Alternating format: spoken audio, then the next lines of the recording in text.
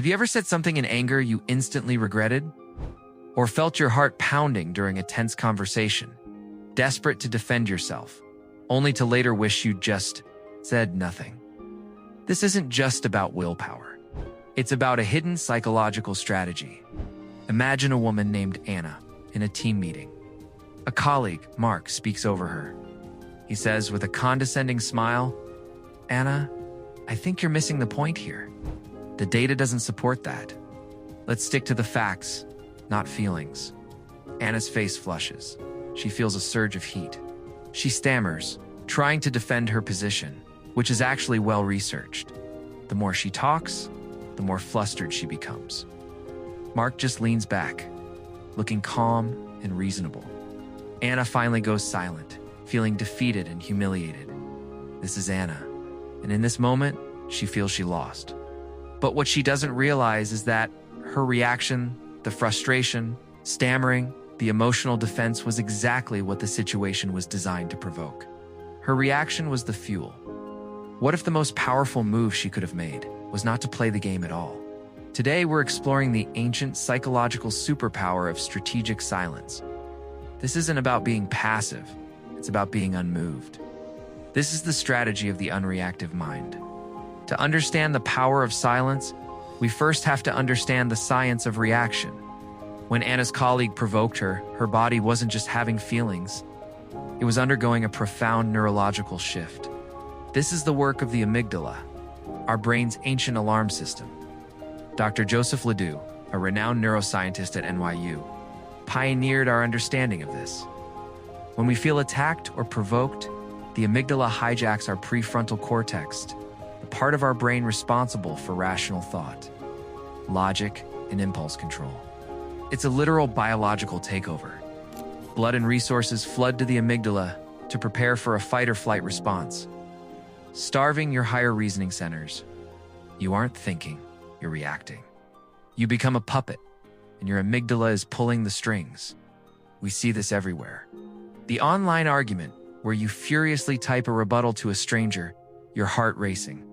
The family dinner, where a relative makes a pointed comment, and you can't stop yourself from launching into a heated debate. The workplace dig, where you're baited into looking emotional and unprofessional. In every case, the reaction is the win for the provocateur. They get confirmation they can control your emotional state.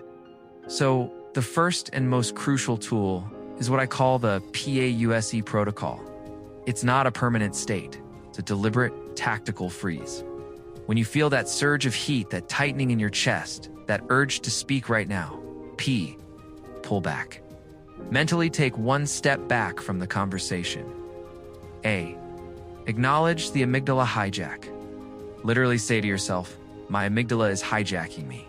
This is biology, not a crisis. You unhook your identity. This comment is not about your true worth. It's a stimulus. Seek your breath. Take one deep, slow breath. This signals safety to your nervous system.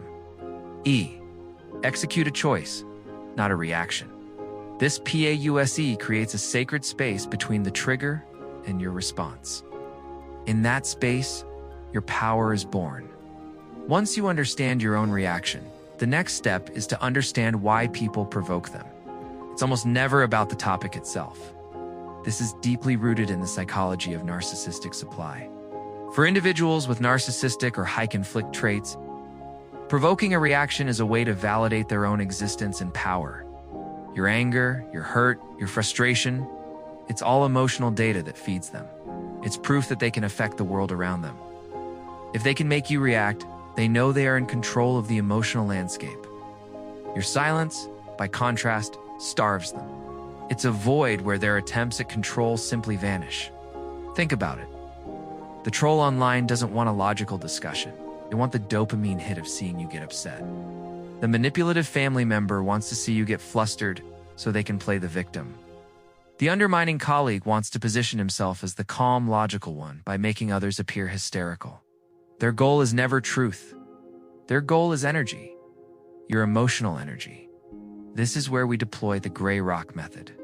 You become as interesting and emotionally engaging as a gray rock. When faced with a provocation, your responses become bland, uninteresting, and non-committal. Okay, I'll think about that. That's one way to see it. Or simply nodding and saying nothing. You are not agreeing. You are not disagreeing. You are depriving them of the emotional payoff they crave. You become a black hole for their drama. This is how you win without saying a word. So we've paused and we've grade rocked. But how do we stop the internal turmoil? How do we build a mind that is truly, authentically, unreactive? This is where we build our mental fortress. We turn to both modern neuroscience and ancient wisdom. The practice of mindfulness and cognitive detachment has been shown in studies to physically thicken the prefrontal cortex, strengthening the very part of the brain that the amygdala tries to hijack. The Stoic philosophers, like Marcus Aurelius, understood this 2,000 years ago. He wrote in his private journal, "You have power over your mind, not outside events. Realize this, and you will find strength." This is the core of the unreactive mind. It's the radical acceptance that you cannot control what others say or do, only your perception of it and your response to it. Let's check back with Anna. She's learned these concepts. A week later, Mark tries the same tactic. He says, "Anna, this proposal seems a bit naive. Did you really think this through?" Anna feels the old surge of heat, but she pees A-U-S. E-S. E-S. She takes a breath. She looks at Mark calmly and says, "Thanks for the feedback." She holds his gaze for a second, then calmly looks down at her notes, ending the interaction. Mark is stunned. He has nothing. No fight, no flight, no emotion to feed on. The power dynamic has just silently inverted. Your final tool is cognitive reframing. In the space of your PAUSE, you ask yourself one of two questions. The Stoic question, is this within my control? His words, no. My reaction, absolutely. The strategic question, what does this person want me to feel, and what happens if I deny them that? By reframing the provocation from a personal attack to a strategic play, you transform it. It's no longer about you. It's a chess move. And you just chose not to lose a piece. Anna didn't win that exchange with a clever retort. She won by making the exchange irrelevant. She protected her energy, her focus, and her power. She proved that silence isn't empty. It is active. It is potent. Let's recap the science of your strength. 1. You understand the amygdala hijack, and you use the PAUSE protocol to reclaim your brain too. You recognize that provocation seeks emotional fuel, and you deploy the gray rock method to starve it. 3. You build a resilient mind through Stoic philosophy and mindfulness, strengthening your prefrontal cortex to remain the calm center of any storm. Your silence is not weakness. It is not surrender. It is a fortress. It is a declaration that your peace is not negotiable.